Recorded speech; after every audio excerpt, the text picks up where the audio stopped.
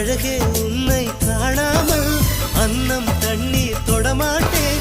ஆகாயத்தின் மறுபக்கம் சென்றால் கூட விடமாட்டேன். உன்னை காணும் முன்னே கடவுள் வந்தாலும் கடவுளை தொழ மாட்டேன்.